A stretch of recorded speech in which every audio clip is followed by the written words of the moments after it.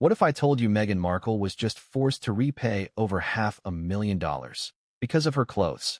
In a stunning twist that has shaken the very core of the Invictus Games, leaked receipts reveal Meghan Markle spent $540,000 on designer outfits. Expenses the charity's CEO, Dominic Reid, demanded she return. But this isn't just about fashion.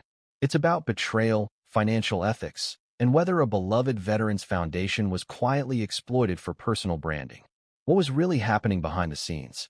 Before we continue, please hit the like button, subscribe to the channel, and turn on the notification bell for updates.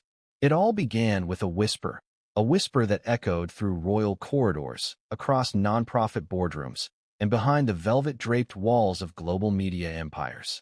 That whisper carried a question so potent, it would explode into full-scale public scandal. What exactly happened to the $540,000 Meghan Markle spent on clothes during her time with the Invictus Games? And why, suddenly, was she being asked to pay it back? In a world where public image is crafted as carefully as a royal invitation, even the smallest fiscal misstep can ignite a firestorm. But this wasn't just a misstep, it was an avalanche. One that started with the shine of designer gowns and ended with leaked receipts, boardroom ultimatums, and the unmistakable sound of reputations shattering behind closed doors. As the pages of once confidential financial documents found their way into the hands of international journalists and watchdogs, one name stood at the center of it all: Dominic Reid, the long-serving CEO of the Invictus Games Foundation. Known for his quiet efficiency and military background, Reid was the last person anyone expected to go to war with Meghan Markle. But the decision had been made. She had to pay back the money or risk everything. But how did it come to this? This is the story the palace won't talk about. A story some of Meghan's closest allies allegedly begged the press not to run. A story that begins with style and grace but unravels into a tale of questionable judgment, internal charity tensions, and a silent reckoning within one of the most globally admired nonprofit institutions, the Invictus Games. The Invictus Games, founded by Prince Harry in 2014, were designed to be a healing force, a celebration of wounded veterans and a public statement that service, not celebrity, defines strength. For years, the Games operated with integrity and focus, drawing praise across all political aisles. But after Meghan's involvement became prominent, some insiders claim something shifted. Behind the scenes, a rift began to form between those who supported Invictus's original mission and those who felt the organization was being transformed into a stage. One centered not around veterans, but around fashion, photo ops, and calculated media appearances. Publicly, everything appeared seamless. Meghan dazzled in one expensive outfit after another. She stood proudly beside Prince Harry, delivered moving speeches, and flashed her trademark smile while draped in the likes of Givenchy, Dior, and Carolina Herrera. The crowd applauded. The cameras flashed. But what the public didn't know, what only a handful of insiders knew, was that those gowns were more than just symbols of style. They were symbols of a growing financial tension boiling beneath the surface. It wasn't until 2023 that murmurs about Meghan's wardrobe spending began leaking into the press. Initially dismissed as typical tabloid gossip, the rumors persisted. Critics and watchdog groups began asking questions. How much of Meghan's wardrobe was privately funded? Were any Invictus Games Foundation funds, directly or indirectly, used to reimburse her expenses? And most importantly, why were there no clear answers? As the questions mounted, Dominic Reid found himself in the center of an escalating crisis. A man more comfortable behind the scenes than in front of flashing cameras, Reid had served the foundation with quiet dedication for years. He was a trusted figure among military families and charitable partners. But now, as rumors turned into evidence, he was faced with a choice: protect the public image of a global duchess, or protect the financial and ethical backbone of the organization he had sworn to serve. According to insiders close to the foundation, the tipping point came when an internal audit flagged a series of expense reports linked to Meghan's team. What followed were a series of confidential meetings, heated internal debates, and finally, a firm ultimatum. Meghan Markle was to return the $540,000 allegedly spent on wardrobe and styling during Invictus appearances. No exceptions. No loopholes. The news was never meant to go public. But, as with many high-stakes stories involving power, money, and royalty, it did. The receipts leaked. Screenshots of invoices, itemized costs, and correspondence were quietly sent to several major international media outlets. Though many refused to publish them in full, the existence of the documents was enough to spark a global conversation. Suddenly, the Duchess who once symbolized grace and reinvention was now being accused, rightly or wrongly, of exploiting a charity designed to uplift wounded soldiers for personal brand enhancement. In the wake of the leak, Meghan's camp sprang into damage control. Sources close to her team claimed that all wardrobe choices had been self-funded or sponsored.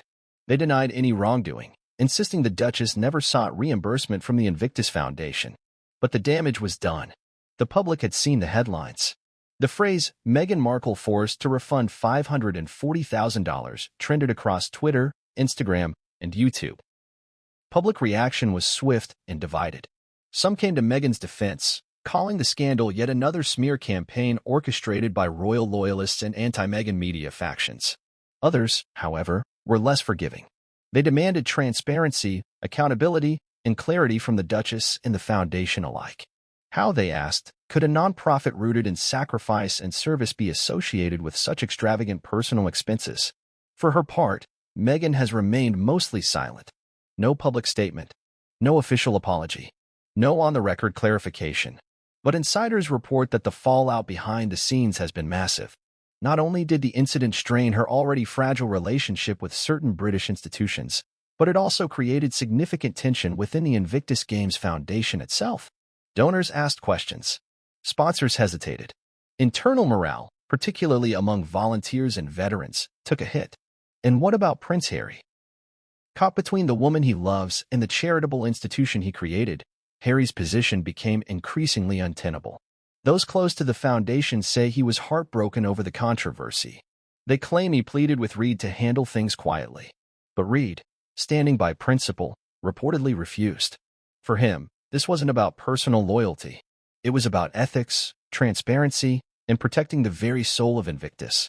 As of today, Meghan Markle has neither confirmed nor denied the repayment. But according to documents quietly reviewed by investigative journalists, a series of undisclosed transfers did occur between private accounts and Invictus affiliates in the weeks following the internal meetings. Whether those payments covered the full $540,000 or represented only a portion remains unclear.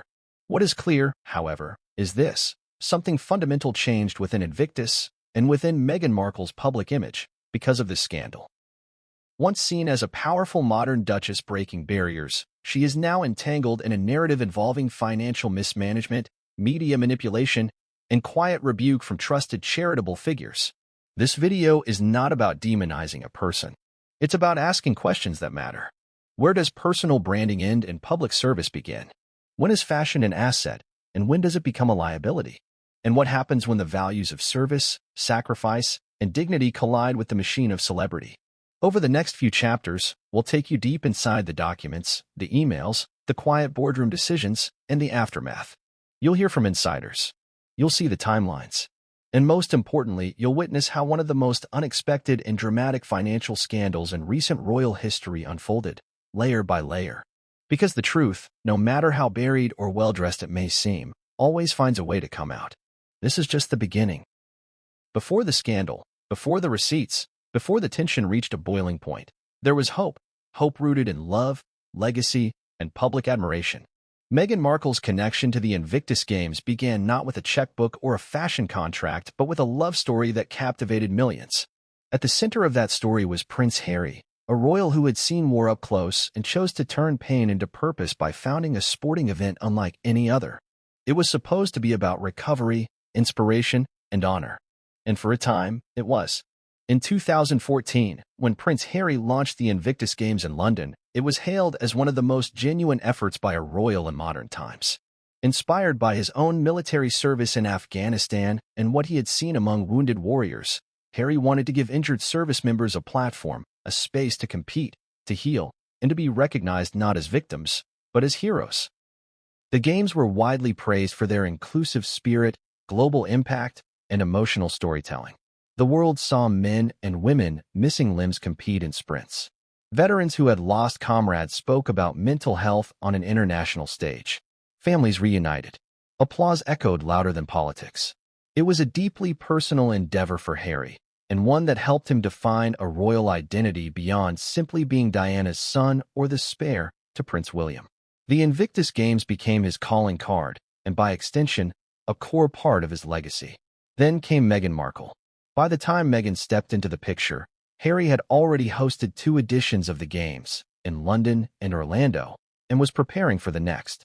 Meghan, then an American actress starring on the hit show Suits, was largely unknown in royal circles. But the relationship escalated quickly.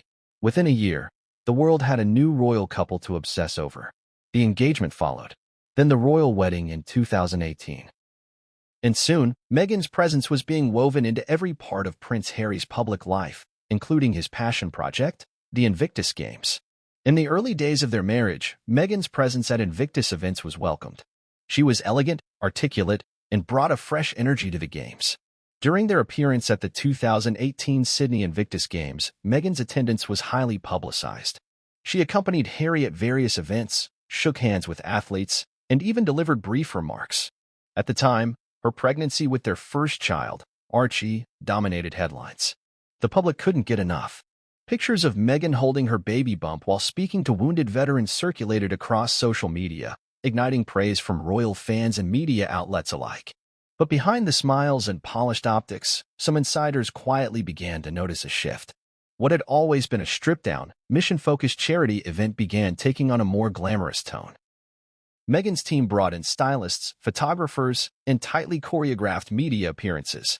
While some saw it as modernization, others viewed it as a departure from the Games' roots. Veterans who were once the centerpiece of the event were now sharing attention with Vogue-worthy fashion choices and carefully curated press moments. The 2020s brought even more change. As Harry and Meghan stepped back from royal duties in early 2020, announcing their departure from the monarchy and eventual move to California, the world watched in shock. The split became one of the most public and dissected transitions in royal history.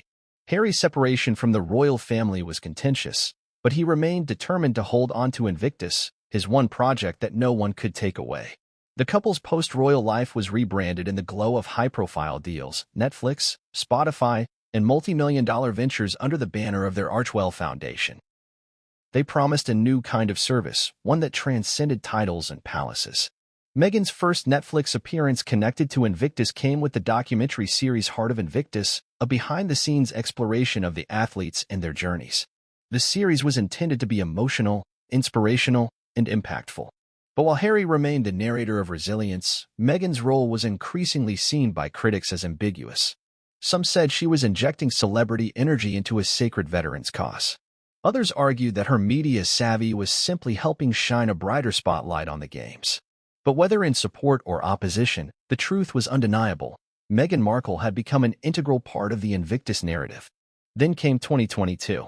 The Invictus Games in The Hague marked a pivotal moment in Meghan's involvement. It was her first major public appearance related to the Games since the pandemic and the couple's royal exit. Anticipation was sky-high. And so was the scrutiny. Over the course of the event, Meghan appeared in a cascade of high-end outfits, each priced in the thousands. Valentino, Ralph Lauren, Kite, and more. Fashion commentators breathlessly covered every look. Paparazzi shots and giddy images followed her every movement.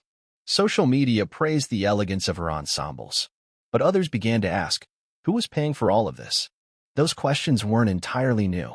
Meghan's wardrobe spending had often been a point of debate throughout her royal tenure. During her brief time as a working royal, British taxpayers were explicitly not responsible for her clothing, though Prince Charles was known to fund much of their official expenses through the Duchy of Cornwall at the time. But after the Sussexes left the royal family, those rules changed.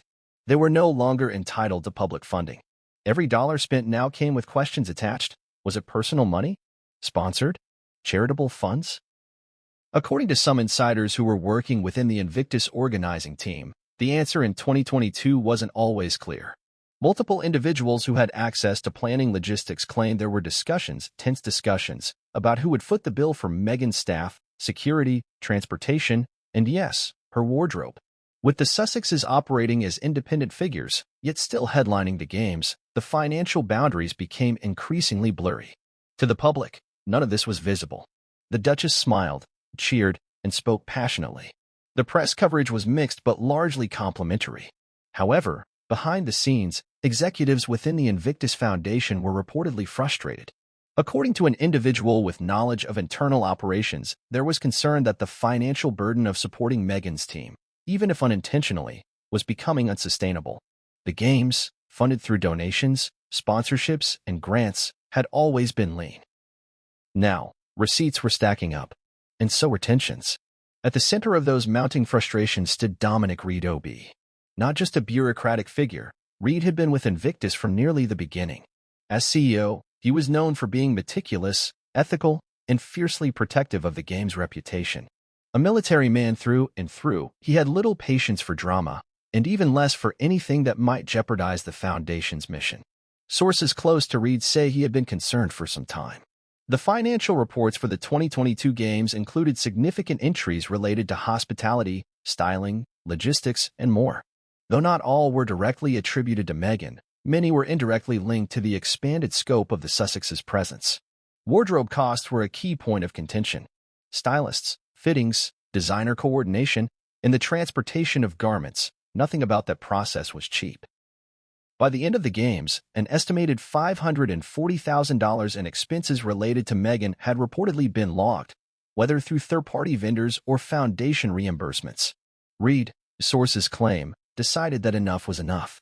The man who had once been proud to have a duchess support the games was now being forced to consider whether her involvement had crossed a line. For Reid, it wasn't just about money, it was about ethics. Invictus had been built on the values of humility, honor, and service. To risk even the perception that funds meant for wounded veterans were being redirected towards celebrity appearances was unacceptable. What followed was a chain of events that would eventually lead to confrontation, controversy, and one of the most scandalous financial reckonings in modern royal history. But before that confrontation could happen, before the ultimatum would be issued and the world would hear whispers of leaked receipts, Reid and his team would begin compiling data. Audits, itemized costs. It started with admiration. Meghan Markle's appearance at the 2022 Invictus Games drew international attention, not just for the cause, but for the sheer spectacle of fashion she brought with her.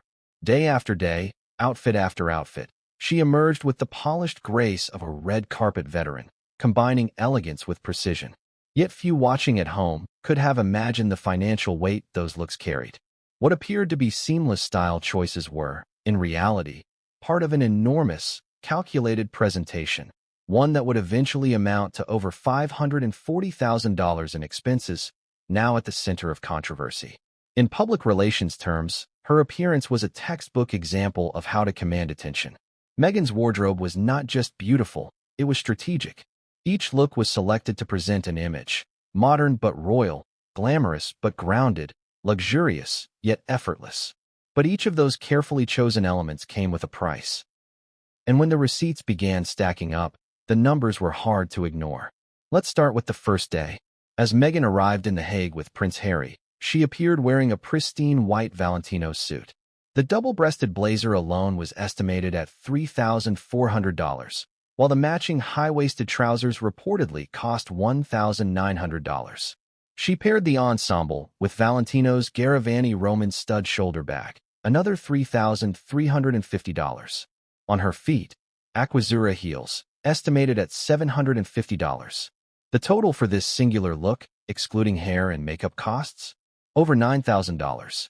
Day 2 brought another headline-grabbing ensemble, a crisp black wool jacket from Celine valued at $2,600, coupled with black tailored trousers from the same brand. Her accessories that day included a Cartier tank watch, which some reports valued between $20,000 and $23,000, as well as a delicate gold Cartier bracelet and a new pair of diamond stud earrings believed to be worth over $8,000. On the surface, these were simple additions. But together, they pushed the day's outfit to well over $30,000. Then came her appearance at the welcome reception, where Meghan stepped out in an off-shoulder white bodysuit and wide-legged trousers, paired with another designer clutch and gold jewelry. Even for those not fluent in fashion labels, it was clear nothing here was off the rack. The estimated cost of the reception look was pegged at around $11,500, according to various fashion tracking platforms. But it wasn't just the individual garments that contributed to the mounting expenses. Every item was part of a larger system. stylists, garment transport, tailoring, on-site adjustments, dry cleaning, and security for each fitting and public appearance. Meghan reportedly brought a small styling team with her to The Hague, an entourage responsible not only for assembling outfits but for coordinating with designers, managing wardrobe logistics, and ensuring each appearance was flawless. The wardrobe itself was housed in several custom trunks, each piece cataloged, pressed, and ready for deployment at scheduled times. Local vendors who worked logistics for the Invictus Games were stunned by the complexity of it all. One vendor, speaking anonymously, noted that Meghan's wardrobe operation was more complex than anything we saw for the athletes or visiting dignitaries. Indeed, the total wardrobe cost was just one element. There were the hidden costs.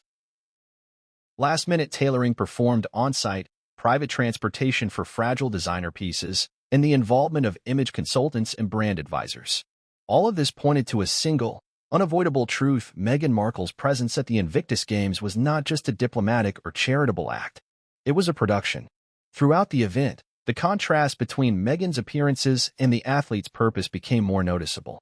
On one hand, wounded warriors competed in adaptive sports, telling their stories of survival, injury, and resilience. On the other, Meghan floated through event halls and arenas in outfits that could pay a year's rent for a military family. To her supporters, the fashion was an asset, shining a spotlight on the games and increasing visibility. To her critics, it was a tone-deaf extravagance at odds with the very soul of the event. The final tally, as calculated by internal financial analysts within Invictus, was staggering. A leaked internal summary suggested that between clothing, accessories, styling costs, accommodations for her fashion team, and logistical expenses related to wardrobe management, the total came to $540,000. This number did not include Prince Harry's own wardrobe or security details, but rather focused solely on Meghan's appearances and affiliated costs. How did this number become so high? The devil was in the details. For instance, one gown, worn to a semi-formal evening reception, was a custom-made Ralph Lauren number valued at $13,000. Not off the rack, not rented, but custom-made. Another example involved a stylist per diem of $1,200 per day over a 10-day period, in addition to travel and lodging costs. Then there was a set of jewelry pieces, borrowed but insured under the Invictus Games liability structure, that required over $6,000 in added coverage for the week. To be clear, not every dollar of the $540,000 came directly from Invictus funds. That's part of what made the situation so controversial. Some items may have been paid for by Meghan herself, while others could have been reimbursed through discretionary event budgets. But the lack of transparency surrounding who paid what and under what approval turned what should have been a footnote into a full-scale financial scandal. Questions began pouring in. Was Meghan required to submit wardrobe expenses in advance for approval? Did she receive reimbursement for any clothing, travel, or stylist costs? Did any Invictus sponsorship funds indirectly cover the expenditures?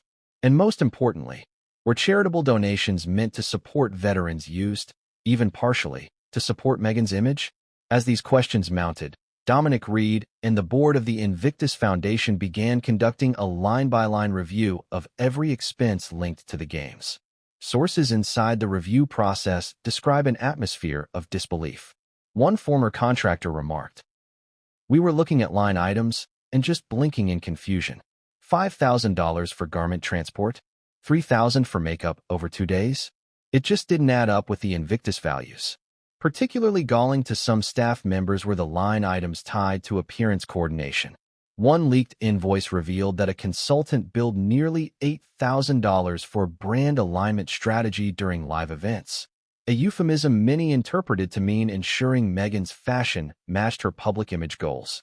Another invoice included $2,400 for a temporary fitting room built inside a secured hotel suite, complete with portable lights, privacy curtains, and hang racks. The further they dug, the more they uncovered.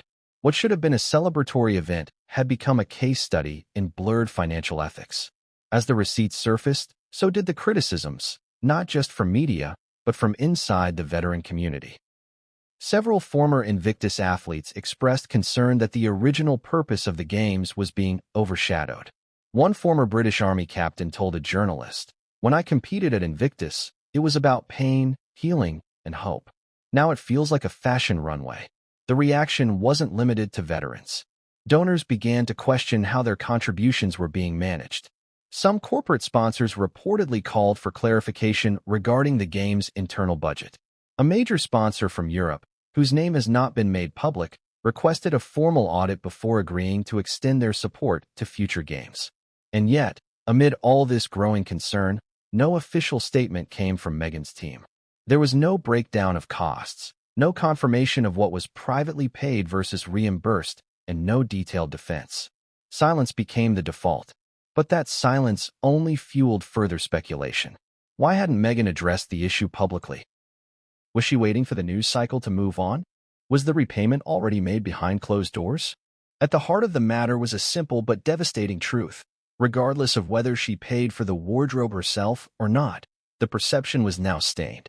What the public saw was a duchess in luxury attire, standing beside wounded soldiers, while a charitable foundation quietly scrambled to explain six-figure expenses. As the next chapter would reveal, it wasn't just the public that demanded answers.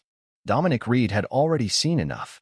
He was about to act, and what came next would shake the foundation of Invictus to its core.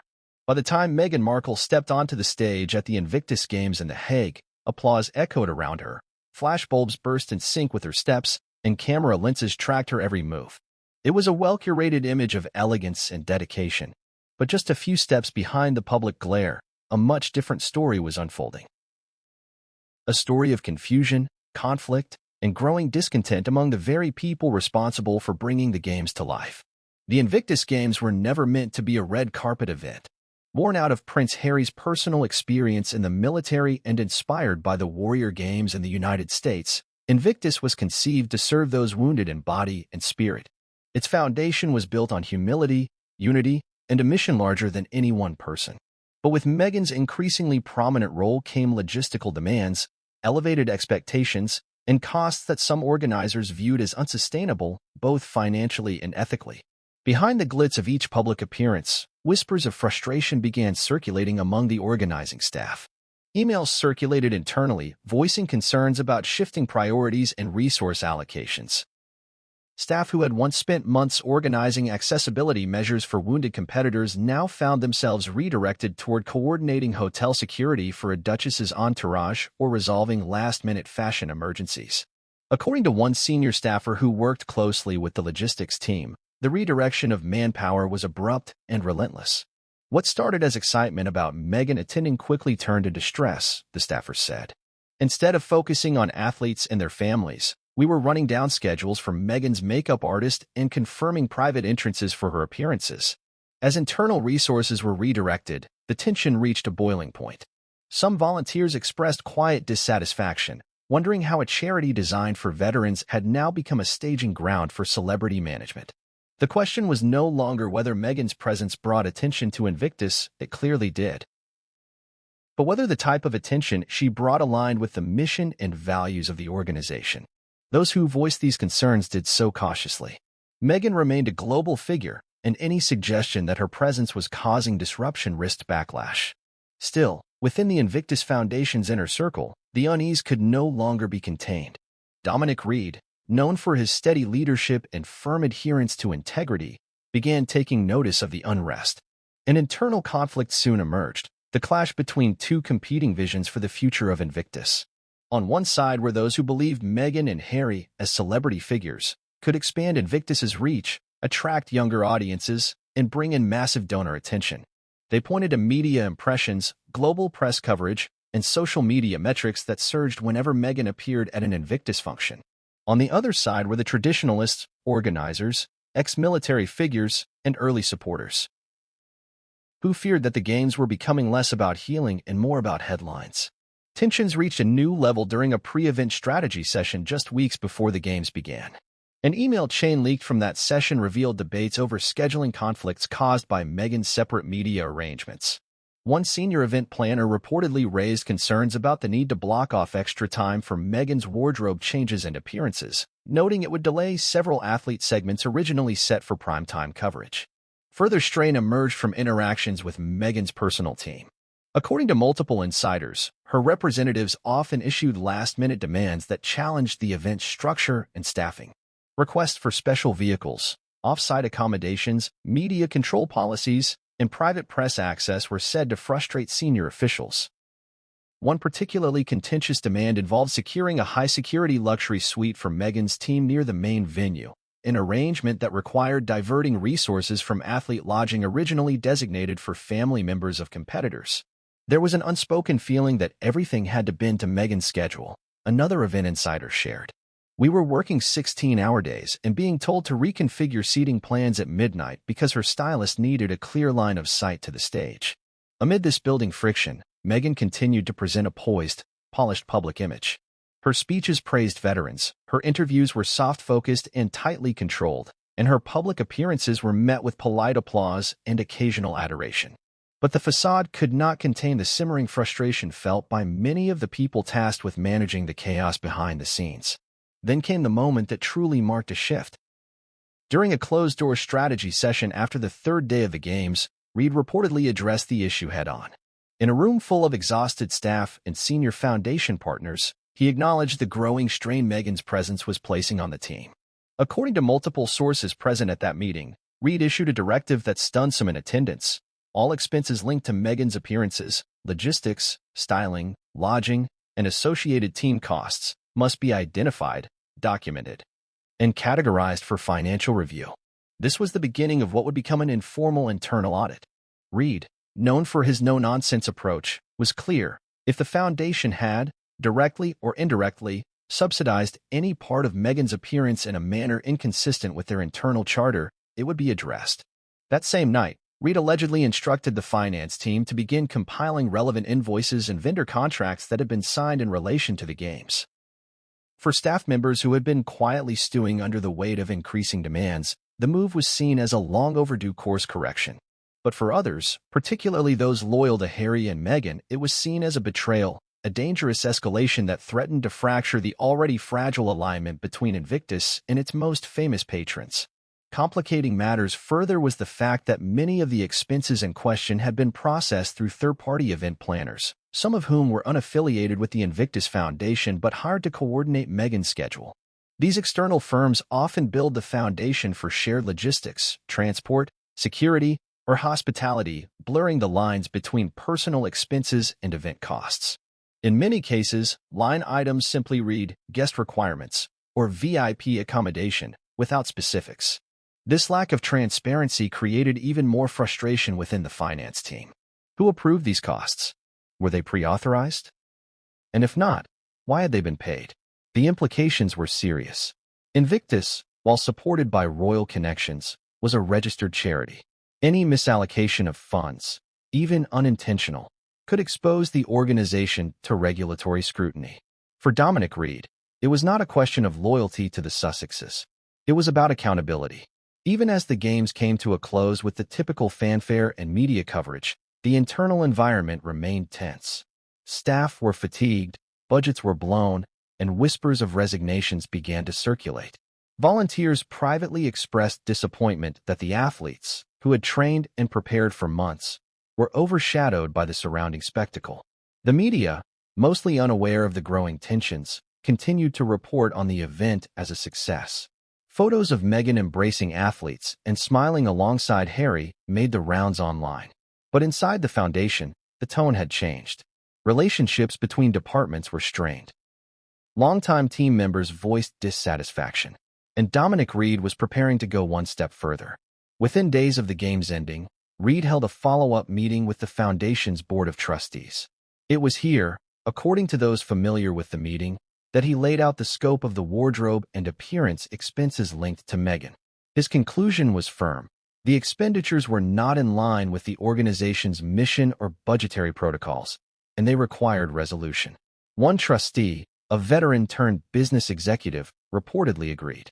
"We're here to serve the wounded," he said, "not to bankroll a fashion show." The cracks beneath the surface had become too wide to ignore. Meghan's presence, once seen as a media asset, was now viewed as a financial liability. And Dominic Reid, having built a reputation for putting principles above popularity, was preparing to. When the headlines broke and social media lit up with shock, one burning question echoed louder than the rest. Who leaked the receipts? The release of financial documents tied to Meghan Markle's appearances at the Invictus Games sent shockwaves through both the public and royal circles. Line item breakdowns, payment invoices, and internal memos made their way into the inboxes of several journalists, YouTubers, and online watchdog accounts. Each piece of evidence pointed toward one undeniable truth: someone inside the system had chosen to speak, and they hadn't just spoken. They had blown the whistle in a way that couldn't be ignored. The mystery surrounding the leak didn't take long to turn into a full-fledged investigation. The Invictus Foundation, like most nonprofit organizations, maintained strict internal policies for expense approvals, financial privacy, and donor protection. Those rules were now in question. How did confidential documents, some of which were only accessible to top-level financial officers and board members, end up in the public domain? At first, the Foundation's leadership responded cautiously. No names were mentioned, no accusations made. But behind closed doors, a silent manhunt began. The leak was viewed not just as a public embarrassment, but as a potential security breach. If sensitive information related to finances could be extracted, what else might be vulnerable? Donor lists? Medical records of athletes? Internal strategy documents? But this was no ordinary leak. The financial documents that surfaced were unusually well organized.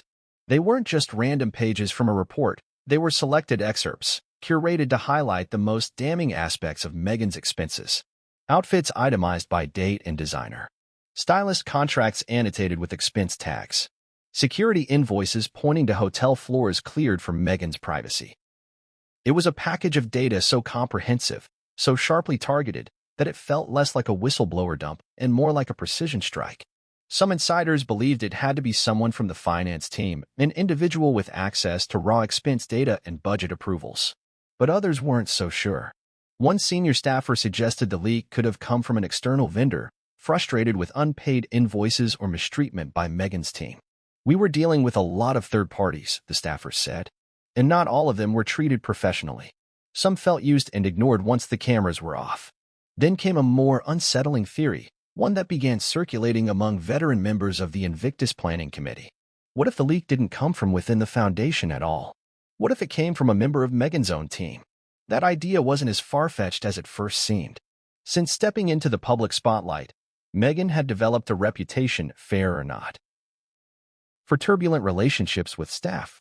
From reports of assistants quitting during her time at Kensington Palace, to rumors of tight control over media engagements, Meghan's inner circle had never been known for stability. Some believed a disgruntled former employee, perhaps one who felt mistreated or marginalized, had chosen to deliver the receipts as a form of retaliation.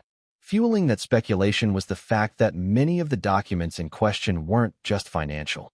They also contained internal correspondence, notes between Meghan's representatives and event coordinators, messages referencing wardrobe approvals, and exchanges about guest arrangements.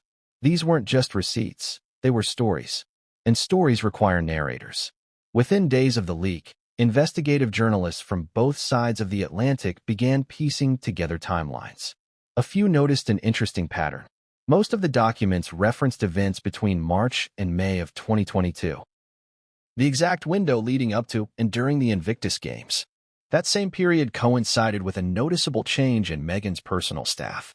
2 aides reportedly left their roles around that time, citing strategic disagreements. Though their departures were never officially tied to the Invictus scandal, the coincidence raised eyebrows. One anonymous source told a London-based paper that one of Meghan's ex-staffers had been deeply uncomfortable with how costs were handled during the games. According to this source, the aide felt cornered into approving large sums under pressure and was frustrated by the lack of financial clarity.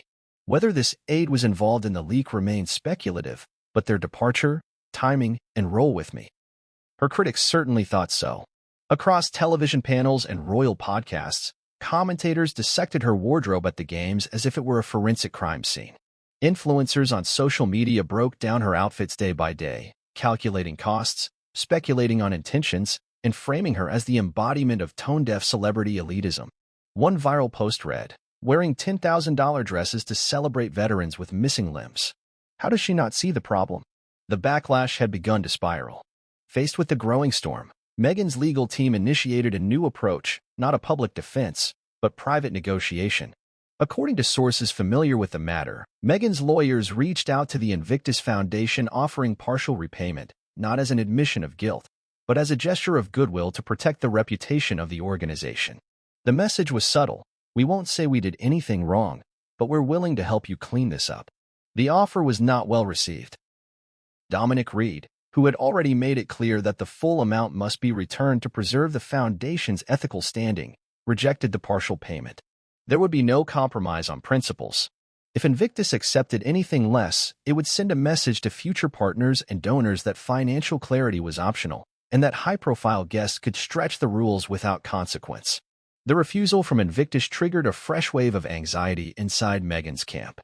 One advisor, speaking under condition of anonymity, said the mood turned desperate.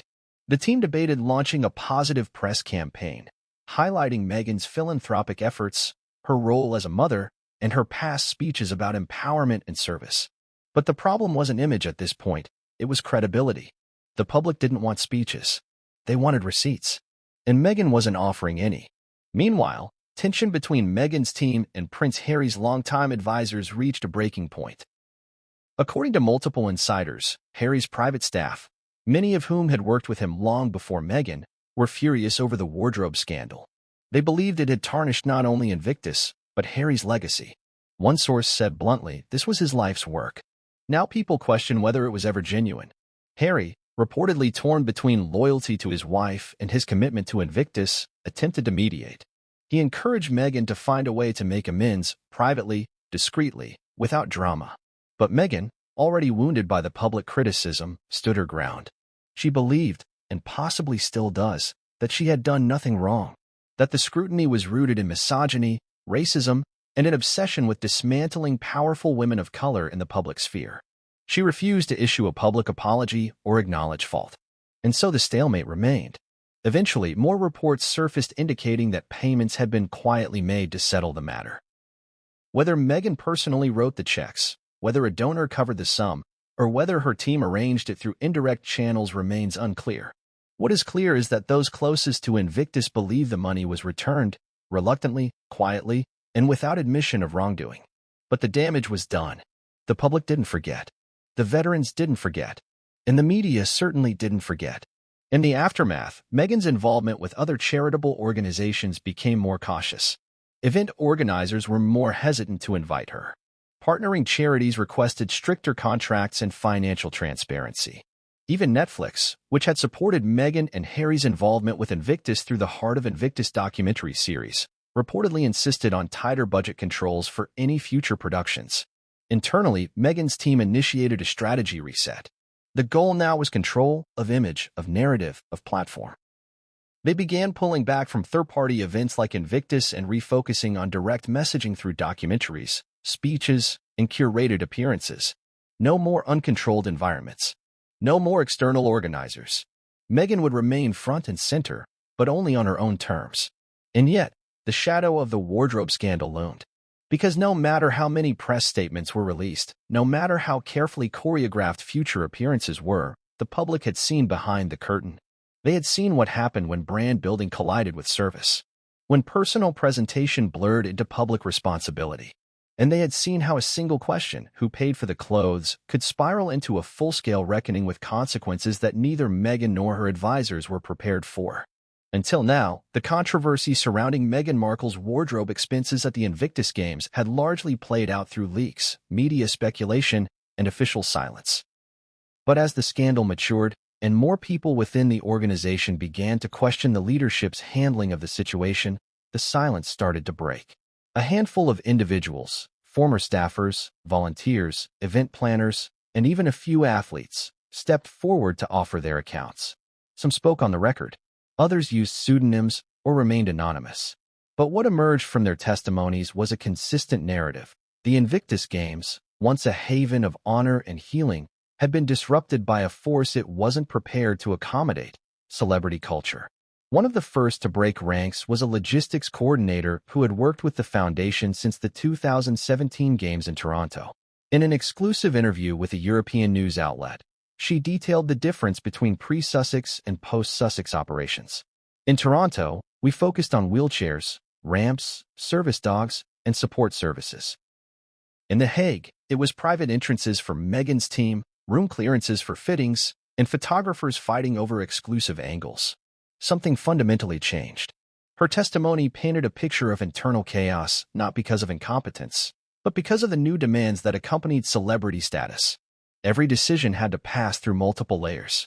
Suddenly, we were being told to hold seating for unnamed VIP guests. Volunteers were being rescheduled to accommodate fashion team rehearsals. The veterans started asking, "Are we the event? Or are we just background?" That's when I knew we had a problem. A former senior coordinator echoed the sentiment in a confidential interview. When Invictus was first launched, there was purity to it. You could feel it in the athletes' voices, in their family stories. But once the focus started shifting to Meghan's wardrobe, it became something else, an environment more concerned with optics than essence. Their accounts were backed by internal emails, some of which had already leaked, showing a stream of communication between Meghan's representatives and Invictus officials. Requests were often labeled urgent, with an expectation of immediate compliance. The emails discussed things like aesthetic continuity, stage clearance for photographic angles, and ensuring Meghan's line of sight remains unblocked during press shots. For many, it felt more like preparing a red carpet event than an adaptive sports competition. A particularly damning account came from a veteran who had competed in the 2022 Games. Speaking publicly for the first time, the former Royal Marine, who suffered multiple injuries in Afghanistan, described how the atmosphere had shifted. "I came to Invictus to find healing, to compete, and to connect with others who understand what we've been through. Instead, I found myself walking into a press frenzy where cameras turned away from the finish line and pointed toward Meghan's entrance. It was disheartening. It made me feel like a prop." The Marine described a specific incident during the wheelchair basketball finals. According to him, a group of competitors had gathered post-match for a spontaneous photograph with their families and teammates. As they posed, Meghan and her team reportedly arrived at the venue, prompting security to redirect the media and reposition the press pit. "They asked us to move out of frame," he said, "so they could get a clear shot of Meghan walking in. That moment never left me." Another whistleblower, a volunteer photographer who worked under an NDA but chose to speak anonymously, recalled being instructed by a member of Meghan's entourage to avoid unflattering angles and respect aesthetic boundaries. The photographer, who had covered multiple royal events, said it was the only time he had ever been given such specific instructions about how to photograph a guest who wasn't a speaker or sponsor. It became clear that Meghan was managing her brand, not just supporting the Games. Not all insiders were critical. Some defended Meghan's involvement, arguing that her presence brought unprecedented attention and funding. One former marketing director claimed that media engagement metrics doubled when Meghan was present and that merchandise sales saw a surge after her appearance was confirmed. People want to criticize her, but the reality is she made Invictus trend worldwide. We had new donors come on board, more press coverage than we could have dreamed of. That visibility is priceless. Still, the criticisms far outweighed the defenses among those who had been involved in previous years. Several longtime volunteers expressed concern that the Games were no longer being run with the same grassroots spirit. One volunteer coordinator said, "The veterans used to be the VIPs. Now, they're the backdrop." That's the most painful part. More damning were reports from financial administrators. A junior analyst, whose identity has been protected for security reasons, confirmed that the audit conducted after the 2022 Games revealed multiple red flags in the budget. These flags, according to internal summaries, involved payments to outside vendors without proper documentation, expenses attributed to Meghan's media team, and reimbursements processed without standard oversight. There were inconsistencies in how expenses were reported, the analyst said. Some items were listed under hospitality when they were clearly wardrobe-related. Others were lumped into general PR costs but were traced back to specific brand consultants linked to Meghan's appearances. It wasn't necessarily criminal, it was just deliberately opaque. These discrepancies triggered further scrutiny. The foundation's finance team reportedly issued internal memos recommending tighter restrictions on future partnerships with public figures and a complete overhaul of the guest expense policy. These changes, introduced quietly, were a direct response to what insiders now refer to as the Meghan incident. As more individuals came forward, the press began chasing down the larger implications. What did this say about Invictus's future? Would the foundation survive the reputational blow? Would donors pull back? And perhaps most importantly, would Prince Harry remain at the helm? One board member, who agreed to speak off record, gave a sobering assessment. Harry cares deeply about Invictus. There's no doubt about that. But he's caught in a difficult position. The scandal doesn't just affect the charity, it affects his family, his marriage, his public role. He's being pulled in all directions. The source continued. Reid's decision to issue the repayment demand wasn't made lightly. It divided the board. Some feared it would lead to a fallout with Harry. Others believed it was necessary to preserve the foundation's credibility. In the end, integrity won out. But the scars from this fight are going to last a long time. That tension was evident in the months following the games. Meghan stopped appearing at Invictus-related functions. Her name vanished from promotional materials. Interviews about her role within the games were quietly pulled. And Harry, while still publicly supportive, noticeably reduced his direct engagements. The royal couple, once seen as a unified public team within Invictus, began operating in separate lanes. For the veterans and athletes who had poured their hearts into the games, the shift was palpable. Many expressed disappointment. Not in the repayment itself, but in the damage done to a cause that had once felt pure. One U.S. Army veteran who had competed in 3 different games summed it up best. We didn't want drama. We wanted purpose. That's what Invictus gave us. That's what we hope it can give again, once the noise fades. The on-the-record whistleblowers, despite risking professional and personal backlash, say they came forward not to destroy reputations, but to protect Invictus's legacy. For them, the games had become more than an event. They were a sanctuary. A space where pain was met with hope. Where scars were not shameful, but stories. And they feared that sanctuary was being compromised for spotlight moments and designer photo ops. Whether or not those voices will lead to structural reform within Invictus remains to be seen. But what's clear is that their testimony forced a reckoning. One that exposed the fragility of mixing public service with personal branding. One that questioned the role of celebrity and charity. And one that reminded everyone, from boardrooms to battlefields, that trust, once broken, is the hardest thing to rebuild.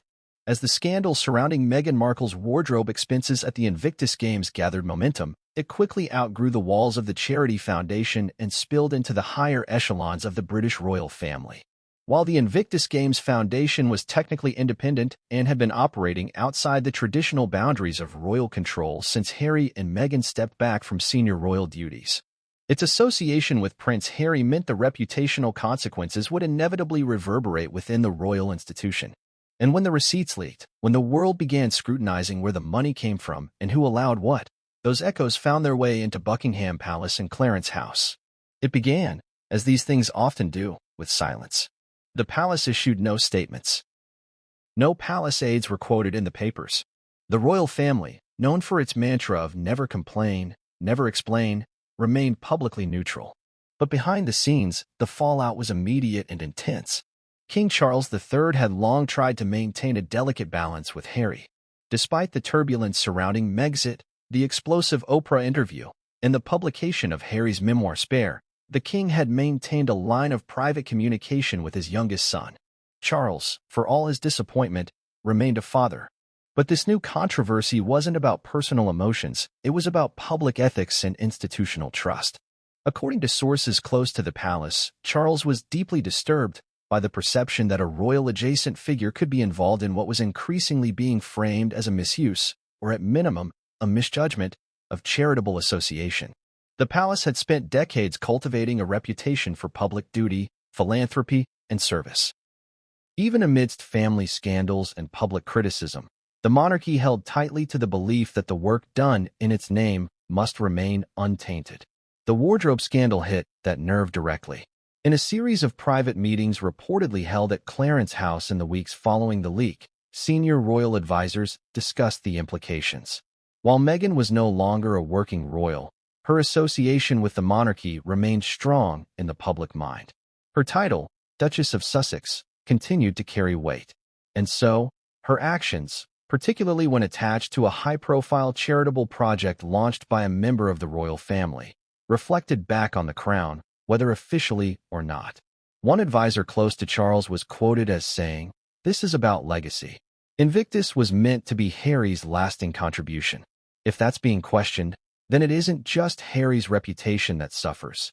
It's the royal family's narrative of service and sacrifice. Prince William, meanwhile, was reportedly less restrained in his reaction. Long known to be privately estranged from his brother, William saw the incident as confirmation of a pattern. According to insiders, he believed Meghan's conduct at Invictus, whether intentional or not, demonstrated a fundamental misunderstanding of what public service meant. For William, service was about duty without self-promotion, quiet impact over flashy exposure. And the idea that a charity for veterans had become the backdrop to a luxury fashion controversy was, in his view, indefensible. A friend of William, speaking anonymously to a British broadsheet, summed up his mood. He's angry. He's not surprised anymore. He's just fed up with having to pick up the pieces every time something like this happens. That anger was compounded by the fact that William had personally supported the early days of Invictus. While Harry was always the face, William had attended meetings, offered advice, and lobbied behind the scenes to help secure funding and venue access during the planning stages of the 2014 launch. He believed in the project and viewed it as Harry's finest achievement. Watching it become embroiled in scandal stung deeply. Inside Kensington Palace, the communications team began subtly distancing the Prince and Princess of Wales from anything related to Invictus. Internal memos advised against references to the games and public speeches. Scheduled posts commemorating past Invictus milestones were quietly removed from social media content calendars. And when veterans reached out to William's team to discuss upcoming projects, they were informed that while support remained strong, all future engagements would be strictly through their own charitable arms, no cross-collaboration with Sussex-affiliated organizations. Queen Camilla, though less directly involved, was also reportedly displeased. She had worked for decades to establish herself as a patron of numerous causes, many focused on survivors of domestic abuse, literacy, and health services. The idea that the public might begin to associate the broader royal philanthropic ecosystem with celebrity drama threatened the careful equilibrium she and Charles had spent years creating. Camilla, known for her pragmatic realism, is said to have advised Charles to let it settle, but also to firm up the lines between the working royals and the California-based Sussexes. The idea of firming up those lines soon took on practical implications. Though no formal action was taken, discussions began behind closed doors regarding the use of royal titles. Should Harry and Meghan continue to be referred to as the Duke and Duchess of Sussex in official documents? Should there be guidelines issued to royal-linked organizations about how to engage with them? Was it time to revise the framework that allowed non-working royals to maintain titles and public influence under the broader royal brand? These questions, while not new, took on renewed urgency in light of the Invictus scandal. The wardrobe controversy was no longer just about Meghan's expenses, it had become a symbol of the very tension the monarchy had tried to manage since 2020. How to contain the impact of a former working royal couple whose fame still bore the stamp of the crown. Meanwhile, Prince Harry remained silent. The silence, however, spoke volumes. Royal watchers noted the absence of any statement from Harry defending Invictus or clarifying the financial questions. In previous years, Harry had been quick to respond to any criticism of the games or his work. One anonymous source told a London-based paper that one of Meghan's ex-staffers had been deeply uncomfortable with how costs were handled during the games. According to this source, the aide felt cornered into approving large sums under pressure and was frustrated by the lack of financial clarity. Whether this aide was involved in the leak remained speculative, but their departure, timing, and role with Meghan gave weight to the theory of an internal break in loyalty. Another twist emerged when screenshots of encrypted messages, allegedly sent between former contractors, began circulating on encrypted social platforms. The messages included vague references to reclaiming the games and making the public see what we saw. Though unverified, the language suggested a motive rooted in ideological betrayal rather than mere revenge. To those individuals, the leak wasn't sabotage. It was course correction. But the question remained, why now? Why did this person, or whoever they were, choose to leak the information when they did? There are several theories. One theory points to growing internal frustration with how the Invictus Foundation was being portrayed in the media. For months leading up to the games, the focus had shifted away from veterans and onto the Sussex's public brand. Meghan's appearance was covered more for her outfits than her remarks. Reporters at the event chased fashion commentary over athlete interviews. And for those who had poured their time and energy into the games for years, this change was not just disheartening, it was infuriating. Another theory centers on Dominic Reid himself. As CEO, Reid had spent the last few months pushing for tighter budget controls, clearer expense policies, and stricter oversight of who could claim what from the foundation's accounts. His move to initiate a quiet review of Meghan's expenses may have inspired someone, perhaps within his circle, to escalate matters by going public. If so, the leak may have been seen not as a betrayal, but as a necessary exposure of a growing rot. The third theory is more calculated. Some believe the leak was politically timed to coincide with the upcoming release of Meghan and Harry's Netflix documentary. That project, which featured scenes from their life in California and highlighted Meghan's humanitarian efforts, was viewed by critics as another example of the couple leveraging public causes for personal image rehabilitation. By leaking the Invictus receipts just ahead of the documentary's premiere, the source may have been trying to undercut its narrative before it gained momentum. As for Meghan and Harry, they remained publicly silent on the leak. Their silence only intensified curiosity. Why not deny the documents? Why not issue a statement condemning the leak as fraudulent? Why not provide a full list of payments to clarify what had been personally funded and what had not? One former PR executive, speaking off-record, explained that silence is often a strategy in cases like this. If you confirm anything, you validate the rest, they said. If you deny it all, you risk being contradicted later. Silence gives you space. It also allows the news cycle to move on. Yet, the news cycle didn't move on. Not this time. The leak took on a life of its own. Content creators dissected each line item, drawing charts, timelines, and speculative theories. Veteran groups, already skeptical of Meghan's role in the games, called for a formal investigation. Royal commentators began referring to the incident as Wardrobegate, and media outlets that had previously been careful with Sussex coverage now dove in headfirst. Even within the palace, the leak did not go unnoticed. Though the royal family officially distanced itself from the Invictus Games once Harry and Meghan stepped back from royal duties, the monarchy had long regarded the Games as an extension of Prince Harry's public legacy. Sources close to Prince William